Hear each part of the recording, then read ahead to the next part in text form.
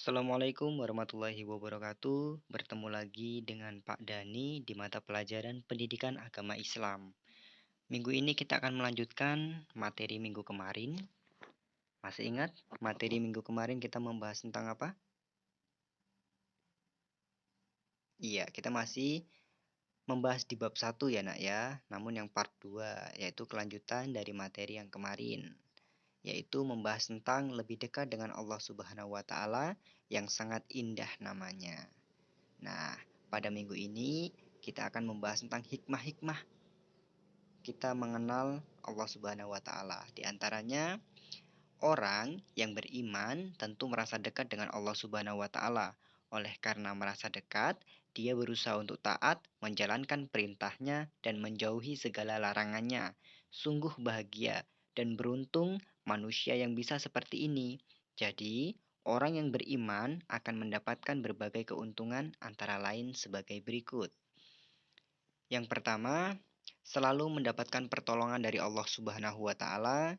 Hal ini sesuai dengan firman-Nya di dalam surat Al-Mu'minun, Al-Mu'min, maaf, Al-Mu'min ayat 51 yang artinya sesungguhnya kami menolong rasul-rasul kami dan orang-orang yang beriman dalam kehidupan dunia dan pada hari berdirinya saksi-saksi atau disebut juga dengan hari kiamat. Kemudian selanjutnya, hikmah beriman atau hikmah memahami dari nama-nama Allah Subhanahu wa taala antara lain hati menjadi tenang dan tidak gelisah. Hal ini sesuai dengan firman Allah Subhanahu wa taala di dalam surat Ar-Ra'd ayat 28 yang berbunyi Bismillahirrahmanirrahim alladzina amanu wa tatma'innu qulubuhum bidzikrillah ala bidzikrillahi tatma'innul qulub yang artinya yaitu orang-orang yang beriman dan hati mereka menjadi tentram dengan mengingat Allah Subhanahu wa taala. Ingatlah, hanya dengan mengingat Allah lah hati kita menjadi tentram. Kemudian selanjutnya hikmahnya yaitu adalah sepanjang masa hidupnya tidak akan pernah merasa rugi. Sebaliknya, tanpa dibekali iman sepanjang usia diliputi kerugian. Sebagaimana Allah Subhanahu wa taala juga berfirman di dalam surat Al-Asr ayat 1 sampai dengan 3. A'udzu billahi minasyaitonir rajim.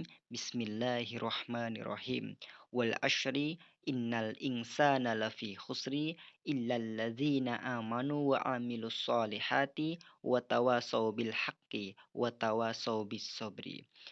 Demi masa, sesungguhnya manusia berada dalam kerugian, kecuali orang-orang yang beriman dan mengerjakan kebajikan, serta saling menasehati untuk kebenaran dan saling menasehati untuk kesabaran. Nah, itu tadi yaitu tentang hikmah-hikmahnya. Kemudian, di sini ada kisah si pengembala kambing. Nah, di dalam buku kalian ada di halaman 10 ya. Kisah si pengembala kambing. Abdullah bin Dinar berjalan bersama Khalifah Umar bin Khattab dari Madinah menuju Mekah. Di tengah perjalanan, bertemulah dengan mereka berdua dengan anak gembala. Khalifah hendak mencoba menguji si gembala itu.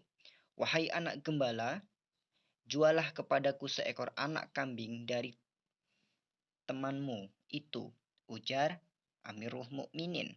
Aku hanya seorang budak, jawab si gembala. Khalifah pun membujuk.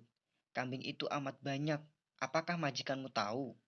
Tidak, majikanku tidak tahu berapa ekor jumlah kambingnya. Dia tidak tahu berapa kambing yang nanti mati dan berapa yang lahir. Dia tidak pernah memeriksa dan menghitungnya. Khalifah terus mencoba untuk membujuk. Kalau begitu, hilang satu ekor kambing, majikanmu tidak akan tahu. Atau katakan saja nanti pada tuanmu, anak kambing itu dimakan serigala. Ini uangnya. Terimalah, ambil saja buat kamu untuk membeli baju dan atau roti. Anak gembala tetap tidak terbujuk dan mengabaikan uang yang disodorkan oleh Umar. Si pengembala diam sejenak. Ditatapnya wajah Amirul Mukminin. Dari bibirnya terucaplah kata-kata yang menggetarkan hati Khalifah Umar. Jika Tuan menyuruh saya berbohong, lalu di mana Allah? Bukankah Allah Maha melihat? Apakah Tuan tidak yakin bahwa Allah pasti mengetahui siapa yang berdusta? Umar bin Khattab gemetar mendengar ucapan si gembala itu. Rasa takut menjalari seluruh tubuhnya. Persendian tulangnya terasa lemah. Dia menangis mendengar kalimat tauhid itu yang mengingatkannya kepada keagungan Allah Subhanahu wa taala dan tanggung jawabnya di hadapannya kelak.